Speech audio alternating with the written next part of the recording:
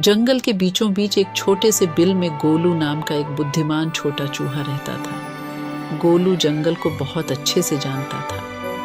एक दिन जब वह झाड़ियों से गुजर रहा था, उसकी नजर एक रहस्यमयी चीज पर पड़ी, एक चमकदार चांदी का टुकड़ा।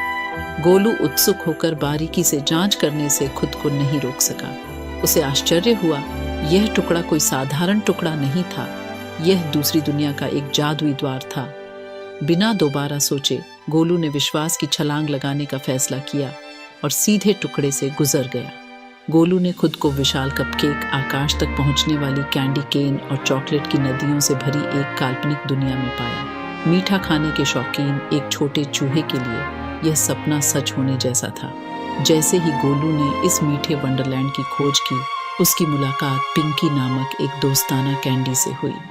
पिंकी ने बताया कि जादुई पत्थर 100 साल में एक बार दिखाई देता है और गोलू भाग्यशाली था कि उसे यह मिला।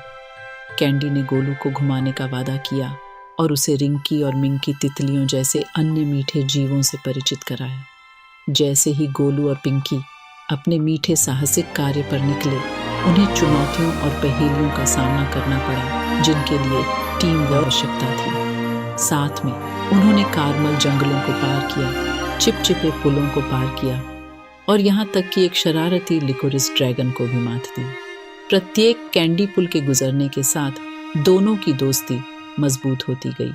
गोलू को एहसास हुआ कि पत्थर का जादू सिर्फ उस मीठे स्वर्ग के बारे में नहीं था जो इसे ले गया, यह उन अद्भुत मित्रों और अनुभवों के बारे में भी था जो उन्हें रास्ते में मिले।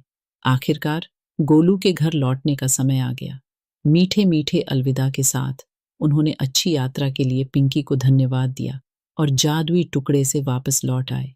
जैसे ही वह परिचित जंगल पर उभरा, गोलू उस असाधारण साहसिक कार्य पर विश्वास नहीं कर सका जो उसने अभी अभी अनुभव किया था।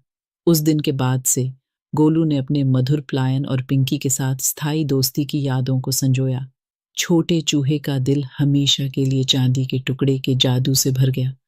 उसे याद दिलाया कि कभी-कभी सबसे आनंददायक घटना सबसे छोटे और चमकदार पैकेज में आते हैं।